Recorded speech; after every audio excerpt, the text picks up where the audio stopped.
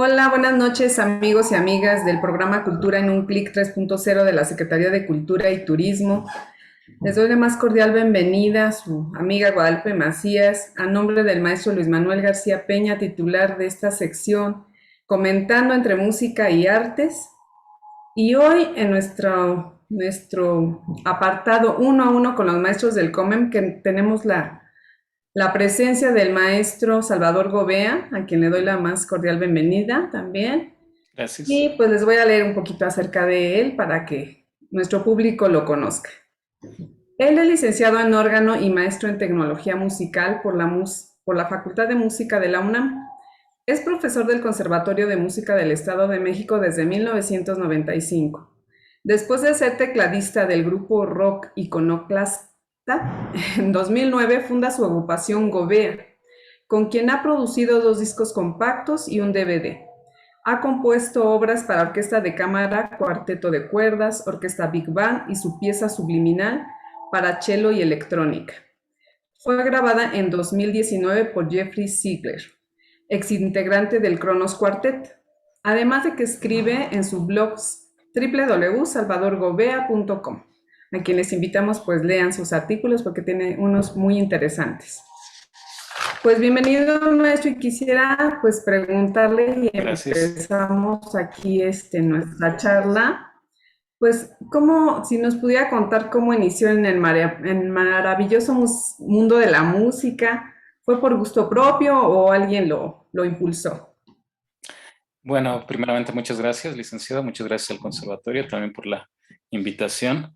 Bueno, pues en realidad yo inicié en el mundo de la música porque fue mi mamá y me inscribió sin preguntarme antes. Entonces ya cuando llegó, me dijo que había sacado una solicitud. Cuando llegó de hacer la solicitud para una escuela de bellas artes, pues me dijo, ya te saqué la solicitud para la escuela de música. Y yo como niño obediente que era en ese entonces, ya después cambié, pero en ese entonces sí obedecía, tendría como unos 11 años. Dije, está bien, voy Ya a no que le presentar. quedó de otra maestro. Exacto. Sí, ya tuve que ir a presentar el examen. Sí, tendría como 11 años y entré a una escuela de iniciación artística de lo que es el INBA, ahora le llaman INVAL, el Instituto Nacional de Bellas Artes. Y bueno, ahí empezó todo, ¿no? Estuve como unos 4 años ahí. Después ya eh, a pedido mío, pues ya cambiamos de escuela. Ya entré a entonces se llamaba Escuela Nacional de Música. Ahí cursé, bueno, al mismo tiempo que cursaba la secundaria. De hecho, estaba en el último año de la secundaria cuando entré a la Nacional de Música, ahora Facultad de Música. Entonces, bueno, ya terminé el último año de secundaria, entré a lo que le llaman allá el curso propedéutico. Ese curso propedéutico en la Facultad de Música dura 3 años y uno lo puede hacer al mismo tiempo que el bachillerato. Entonces, eso lo hice, ¿no? Al mismo tiempo que el bachillerato, cursé el propedéutico. Terminando el bachillerato, pues viene la gran duda, ¿no? De todo aspirante, ¿no? De música, ¿no? Si va a seguir en Todo eso. estudiante. Exacto, todo estudiante se pregunta si va a seguir en la música o se va a otra carrera, ¿no? Y bueno, tenemos ahí las presiones de siempre, ¿no? Y las dudas no solo de uno, sino de sus familiares, tíos, padrinos, madrinas, etcétera. Lo que siempre dicen, ¿no? De que pues hay que estudiar otra carrera para mantenerse, etcétera. Seguramente Ajá. muchos Bueno, compañeros ese de tabú que otros. se tiene, esa idea, ¿verdad? De que el músico no puede vivir de eso, ¿no? De su profesión. Pero ¿en qué punto dijo usted? No, sí, sí, me decido por la música. Pues ahí precisamente, ¿no? Yo ya llevaba años estudiando música en diferentes instrumentos. Había empezado con guitarra clásica, después con piano, luego composición y al final órgano. Ya terminando el bachillerato ya decidí, bueno, voy a entrar a la licenciatura en órgano y ahí fue como se dio eso. Ah, qué bueno, maestro. ¿Y cómo fue su experiencia, pues, con sus, no sé, por ejemplo, los maestros? ¿Con quién recuerda alguna anécdota que tenga o un maestro que le marcó su vida ya profesional también? Bueno, yo a diferencia de lo que me han contado muchos excompañeros de la Facultad de Música, de que terminaron como odiándola, yo la pasé muy bien, la verdad yo la recuerdo con mucho cariño y me gusta siempre que puedo ir a visitarla, ¿no? Y ya no quedan muchos de los maestros que me dieron a mí clases, desgraciadamente. Este, pero sí, bueno, recuerdo cuando yo entré ahí por primera vez, que fue cuando yo estaba en secundaria, tercer año de secundaria, entré antes del propedéutico. El maestro de solfeo, Jorge Pérez Delgado, fue uno de los más queridos, tanto que años después, el maestro Jorge Pérez Delgado, él abrió un laboratorio de cómputo musical en la Facultad de Música, él lo inició. Esto sería por ahí del, no sé, 87. Y años después, pues conservaba yo, pues sí, era una relación muy cordial con el maestro Jorge Pérez Delgado, que fue mi maestro de solfeo cuando entré. Y entré yo a trabajar al laboratorio de cómputo de la Escuela Nacional de Música. Ahí entré a trabajar, pues primero, no sé, como ayudante de profesor. Entonces fue uno de los encuentros más importantes que he tenido en mi vida, ¿no? Que pues definió pues casi lo que estoy Claro, haciendo ahorita. definió esa parte, ¿no? De ser maestro en tecnología musical, Exacto, obviamente. exacto. Y después, maestro, cuando usted ya se graduó y todo esto, ¿en dónde inició su vida profesional? Bueno, yo quería tanto a la Escuela Nacional de Música que tardé mucho en titularme, ¿no? Entonces me tardé como, desde que entré a la licenciatura y me titulé, fueron como 10 años, ¿no? Porque, bueno, o sea, no me da pena decirlo, ¿no? Siempre hay indecisiones, ¿no? En que si sigo con esta carrera o cambio o me titulo o me dedico a trabajar, porque sabemos que hay muchos músicos que no tienen formación académica y no tienen título y se pueden desarrollar bien. Yo Ujú. creo que de todas maneras es muy importante la formación académica y titularse, digo, eso ya lo creo ahorita, ¿no? Titularse es importante, ¿no?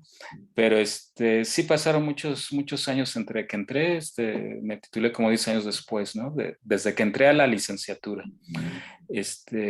Y la verdad es un paso muy importante, ¿no? El titularse. Hay quienes dicen, no, bueno, el proceso es importante, claro que es importante, pero también el término, Ujú. simplemente el poder hacer una tesina, en mi caso, que fue muy breve, porque lo más importante para titularse como instrumentista es el recital que uno da, el concierto final, ¿no? Y Claro.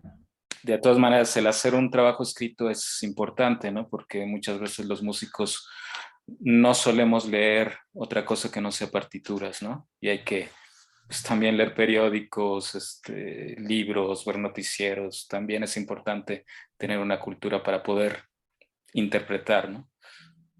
Claro, Entonces, maestro.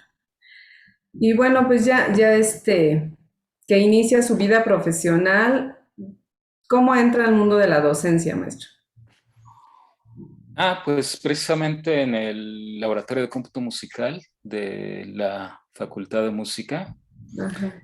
que estaba formado por el maestro Jorge Pérez Delgado, pues yo ahí inicié a dar clases, inicié a dar talleres precisamente de cómputo musical. Me río porque me acuerdo que tenían de alumnos, yo tendría como 20 años o 10, como 19 años, 19, 20 años cuando empecé a dar clases ahí. Y tenía Ujú. de alumnos a maestros de 40 y tantos años, Mm, maestros de la propia facultad, que sí, querían pues aprender cómo utilizar la música, ¿no? Perdón, cómo utilizar la tecnología, las la tecnología. computadoras para ayudarse como profesores, como compositores, como instrumentistas y para ayudar a los estudiantes de música. Entonces ahí yo empecé a organizar cursos y Ajá. tenía aquí a mis profesores de alumnos, ¿no? Entonces, pues sí ¿No se fue vengaba de difícil. ahí, maestro? De sus Pod- calificaciones. podría haberlo hecho, ¿no? No, más bien estaba como aterrado pero sí me sirvió mucho. Fue unas tablas tremendas que adquirí. Y bueno, también me forzó a preparar muchísimo las clases, ¿no? Desde el inicio. Exacto, sí, porque además eran sus maestros, ¿no? Así es, así es. Entonces, ¿puede decirnos de esas experiencias ahí con algún maestro que recuerde una anécdota o algo?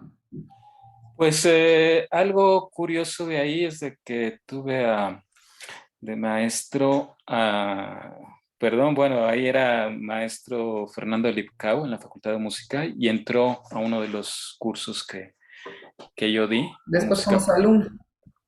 Exacto, música por computadora. Él entró y después él iba a visitarme, me hacía muchas preguntas, me pedía muchas asesorías y pues yo encantado porque siempre, si me gusta este tema, pues me gusta Ujú. enseñarlo, me gusta dar asesorías.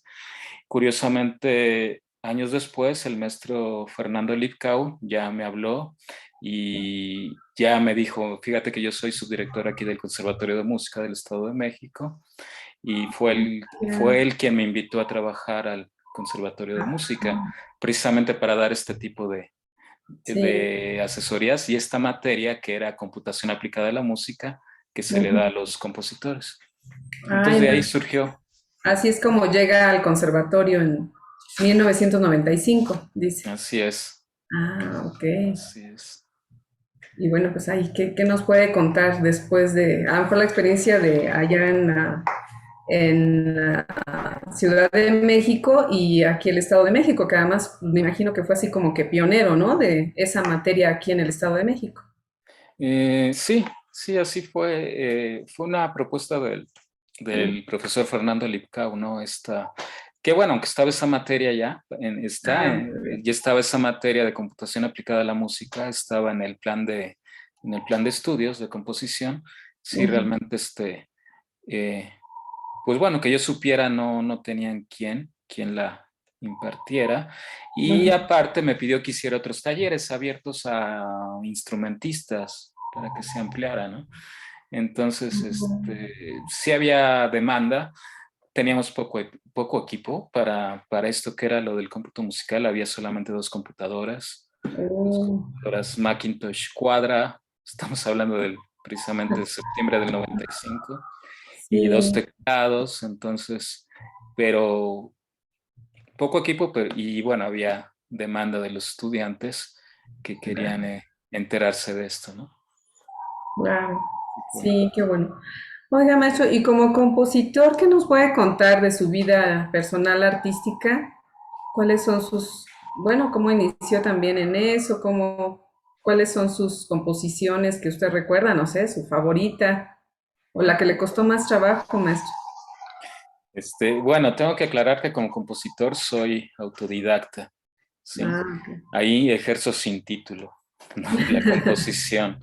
Y, y bueno, ahí afortunadamente he tenido pues buena respuesta de compañeros intérpretes. Eh, Algo de lo que más me enorgullezco es de esta pieza para violonchelo y electrónica, que fue a través de un curso que varios estudiantes de composición, Ajá.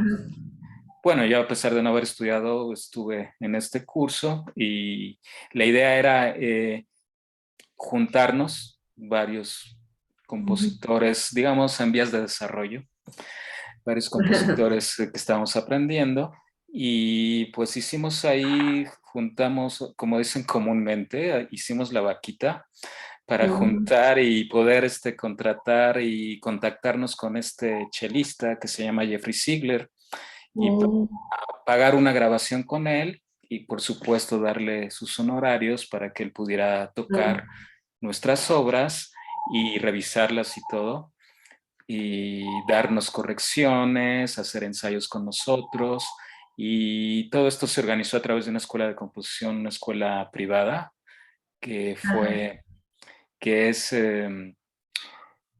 cuyo director es Chapela, Enrico Chapela se llama. Entonces él Ujú. organizó todo esto. El mismo compositor Enrico Chapela nos revisaba las obras, aparte del chelista. El resultado final fue un disco compacto con las piezas de todos nosotros.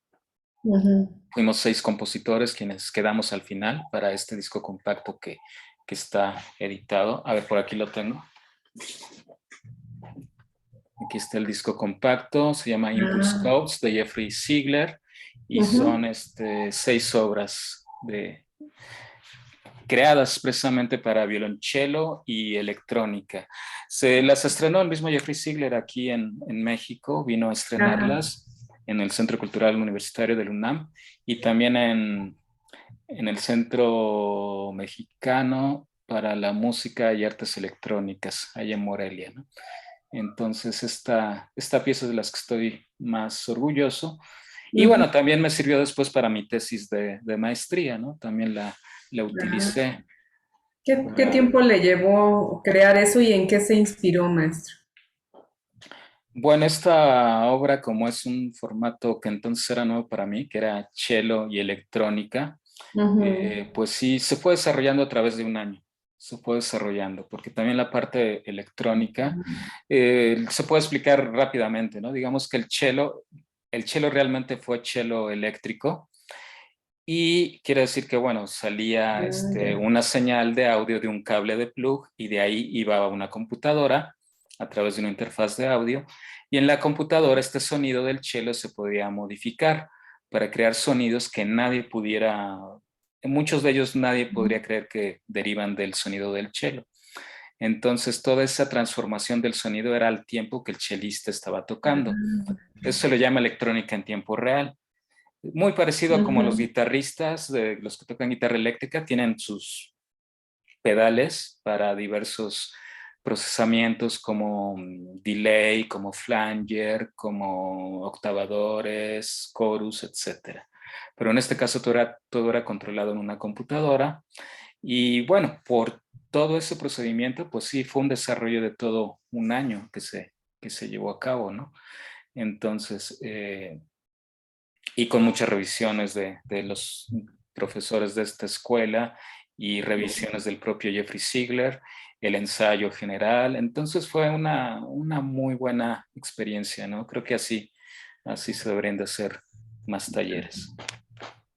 Y de las otras, aunque usted se define como autodidacta, pero de las otras, maestro, y no me dijo en qué se inspiraba, ¿verdad? Ah, Si bueno, nos, si nos platica de eso, por favor. esta obra en particular se llamó Subliminal, Ajá. la de cello y electrónica. Pues me inspiré en un libro precisamente que tiene el mismo nombre, Subliminal. Es un libro de divulgación científica cuyo autor ahorita ya se me olvidó. Ya se me olvidó el autor. Es un autor que colaboró mucho con otro científico, con Stephen Hawking. De hecho, tiene varios libros con Stephen Hawking, este autor. Entonces, bueno, ese libro habla sobre todo lo que pasa debajo de nuestra conciencia, ¿no? Todo lo que es automático, es lo subliminal. Y precisamente le puse ese nombre porque hay cosas que compuse que no sé de dónde salieron. Realmente, de repente salen cuando uno está tocando, improvisando, de repente vienen a la mente, pero hay cosas que uno no sabe de dónde vienen, como que está ahí en el subconsciente. Lo que no es consciente es subliminal, ¿no? Entonces, ¿en qué me inspiré? Es realmente una pregunta difícil para mí. No lo sé, en lo que vivimos todos los días. Me gusta, bueno, es un aporte Bueno, importante para el compositor. claro. Sí, pues todas nuestras vivencias día a día, ¿no? Por ahí, Exacto. como dice usted, de repente le vienen ahí algunas ideas y demás, a lo mejor también de cómo nos sentimos en ese momento, ¿no? También Eh, puede ser eso. exacto, yo creo Maestro, y que... regresando un Sí. poquito a la... Ajá. No, No, dígame, adelante, dígame. adelante, adelante. Son cosas de la... Explique. Sí, Ah, nada más ya, quería decir que yo creo que es ya. muy importante que los músicos pues tengamos también experiencias fuera de la música, ¿no? O sea, es muy importante que los músicos tengan estabilidad emocional, lo cual es difícil, pero bueno, deben de tener familia, deben de tener pareja, deben de Sí, divertirse fuera de la música, tener lecturas, porque todo eso va a contribuir a la hora tanto de que interpreten como que como a la hora de componer, si es que son Ah, compositores, ¿no? Entonces, no centrarse solamente en la música, ¿no? Ir a museos, a mí me encanta ir a zonas arqueológicas y para mí es claro, sí, muy alimentarse de enriquecedor. todas las artes también, ¿no? Cine, teatro, qué sé yo. ¿A usted Claro. le gusta el cine, maestro? Y no lo estoy invitando, pero ¿le Uy, gusta el cine? este, Entonces eh, no. curiosamente, bueno, más que cine, yo veo mucho documental. Digamos que Ah, lo que es ya. todo el cine es la parte de ficción, pero también en el cine se ven muchos documentales, ¿no? Entonces son como las dos Claro. partes, la ficción y el documental. Ajá. Y no sé por qué yo prefiero más el documental. Y bueno, sabemos que hay festivales muy importantes de documental aquí en el país, el Festival Ambulante, que es muy Ujú. conocido, pero México es muy, muy rico, ¿no? En En cuestión documentales, de sí. documentales también. Y es la parte que yo prefiero, ¿no? Veo otras realidades a través del documental y eso ayuda mucho también. Y ya vimos que, bueno, a través de su blog escribe muchísimos artículos para esta revista también muy conocida, Soundcheck. Cuéntenos Así ahí es. cómo entró a colaborar, maestro, y qué, pues, de qué son sus artículos, de qué escribe, aparte de que, pues, invite al público a leerlo, ¿verdad? Claro. Sí, yo en aproximadamente 2017 ya puse mi blog personal, que es salvadorgobea.com, Salvador Gobea, todo junto, Gobea con B de Victoria.com. Ujú. Y bueno, acabo de publicar el artículo número 50 en ese blog, desde el 2017 hasta ahorita. Y bueno, sí, me gusta escribir. Curiosamente el proceso lo siento muy cercano, el proceso de creación literaria. Me parece que tiene muchas partes cercanas con el proceso de creación musical también. Ah, claro. Me parece mucho. Y disfruto el escribir. Y Ujú. bueno, empecé a escribir sobre temas, músicas que me gustaban, aparte de la música académica, como el rock progresivo, escribo mucho sobre eso. Y también algunos problemas que he visto, ¿no? Por ejemplo, un artículo de los que más visitas tuvo, que está todavía Ujú. en el blog, se llama Bullying en las artes. El bullying por lo general se toma Ah, como entre pares de alumno a alumno, por ejemplo. Pero bueno, también hay quienes lo toman de manera más general. Se puede dar el bullying de maestro a alumno y también de alumnos a maestros. Hay casos. ujú. No es lo más común. De alumnos Pero a maestros, sí. sí, pero no es lo más común porque, bueno, ahí quien tiene el poder, digamos, es el profesor en el aula. Y precisamente por esta relación de poder hay mucho Claro. bullying de maestros hacia alumnos. Entonces ahí ese es uno de los artículos que tiene, pues no sé, como 5,000 visualizaciones, ¿no? Además que también lo hice en podcast. Y bueno, esto simplemente habla que es un problema que hay que atacar en todas las instituciones y que hay que acabar con él. Y bueno, tengo ese artículo que es el más visto, pero también no sé, uno que habla del efecto Mozart, que dicen que si uno escucha música de Mozart se vuelve más inteligente, Ah, lo sí. cual, O sea, un lo cual libro, ¿no? sí fue un libro, un bestseller, ¿no? Y aparte de Ujú. sacar su libro, pues sacó discos y sacó juguetes y sacó cantidad de productos. Y realmente, si se estudia de una manera metódica, separando las variables, esto es, de acuerdo a un método científico, se ve que no existe el efecto Mozart. Que puede haber igual efecto Mozart, como efecto Beethoven, como efecto Stockhausen, como Ah, efecto, ¿qué será? Beatles. Al final, la música que nos gusta es la que nos puede hacer sentir mejor. E incluso a alguien que no le guste la música clásica y le pones Mozart, pues no va a ser que sea más inteligente. O sea, de hecho va a ser que se sienta muy mal. pero puede ser que sí le guste también y se sienta bien, ¿no? Sí, sí, pero realmente que si en primera instancia no le gusta a alguno algo, un tipo de música es difícil entrar. Sí, y además Ah, hasta uno se puede poner enojado. Aprender, hay que aprender los tipos de música, se aprenden también. A lo mejor hay gente que del área clásica que no le gusta el jazz y escucha unos cuantos segundos y dice, ya no me gusta. Pero también hay que aprender cómo se va desarrollando, qué es importante en cada estilo de música, ¿no? Y bueno, que ahora que lo mencioné, precisamente en nuestro conservatorio pues tenemos este taller de jazz, ¿no? Que trata de Ah, romper con esos prejuicios, ¿no? De que por acá los de academia, por acá los jazzistas, por acá los rockeros. Al final, todos estamos tocando, tenemos que convivir todos nosotros, ¿no? Y hay que ah, quitarnos esos prejuicios. Estos son temas que abordo en mi blog, precisamente, muchos de estos temas. ah. Sí, pues muy interesante, maestro. Y pues los invitamos a que lean ese blog, se unan, ¿verdad, maestro? Así es.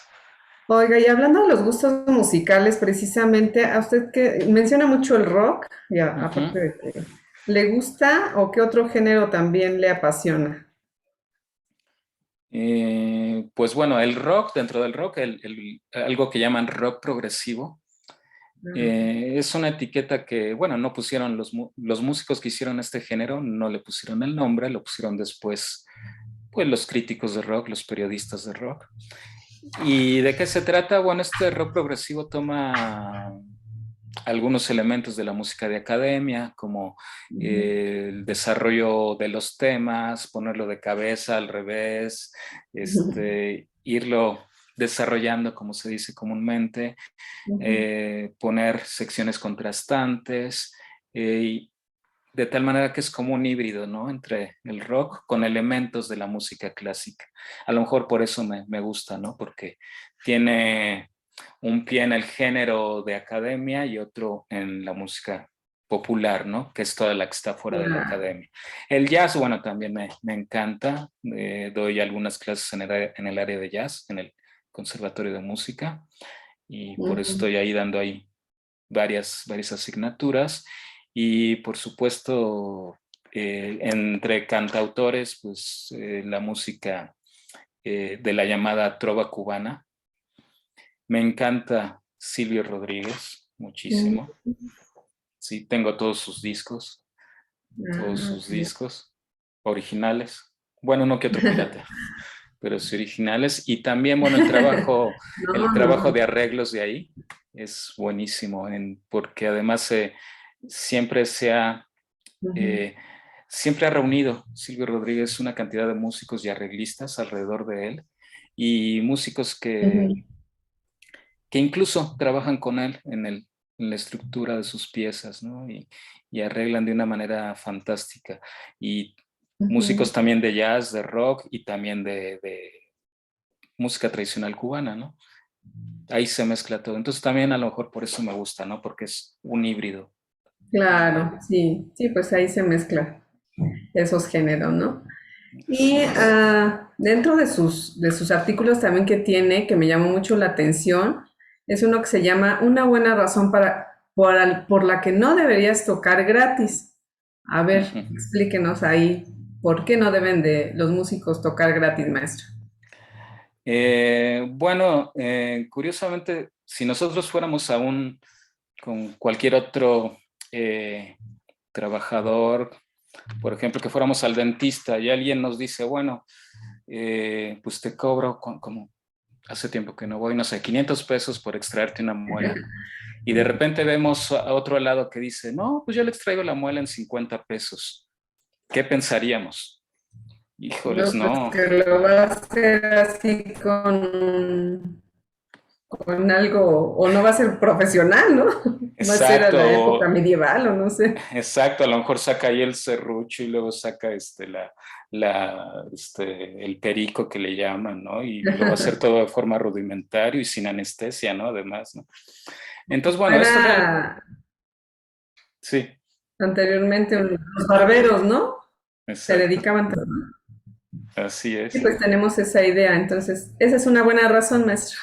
Sí, exacto, realmente eso siempre lo pensamos, ¿no? Si algo nos lo cobran muy barato, decimos, híjoles, pues así ha de estar, ¿no?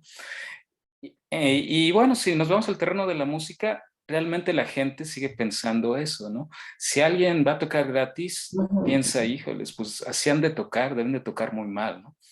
Y realmente se valora más se valora más cuando se ha hecho un experimento muy famoso que se les puso a varias personas a probar diferentes vinos, pero no sabían qué vinos eran. Estaba Ujú. solamente el vaso sin etiqueta, decía vino 1, 2, 3 y 4. Y se les ponía un precio ahí, abajito, ¿no? Abajo de cada vaso, ¿no? Resultó que al final todos eran el mismo tipo de vino y la gente dijo que el que más le había gustado era el que costaba más caro, ¿no?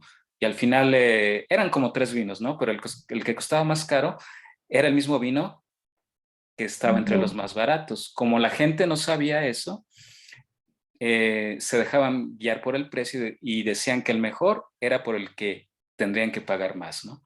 Por el Entonces, bueno, precio. exacto, todo es parte de los psicólogos lo tienen muy bien estudiado, ¿no? Entonces no conviene tocar gratis y el precio es algo que utilizamos todos como seres humanos para decir esto es bueno o esto es malo. Si sabemos eso, pues nadie debería de tocar gratis o cobrar Por eso, barato. Esa es la justificación. Pero bueno, claro. ahí Sí, porque además, pues todo lo que estudiaron, ¿no? Es el valor de todos sus conocimientos, de todo su esfuerzo de años, ¿no? sí, sí, así es. Son, pues, la licenciatura, luego vemos el plan de estudios, son 4 años, pero realmente son muchos años más porque se empezó desde antes, a veces desde niño, y luego para titularse Desde también pasaron, niños. pasaron años. Entonces, mínimo son 10 años, ¿no? Para terminar con la titulación, ¿no? Claro.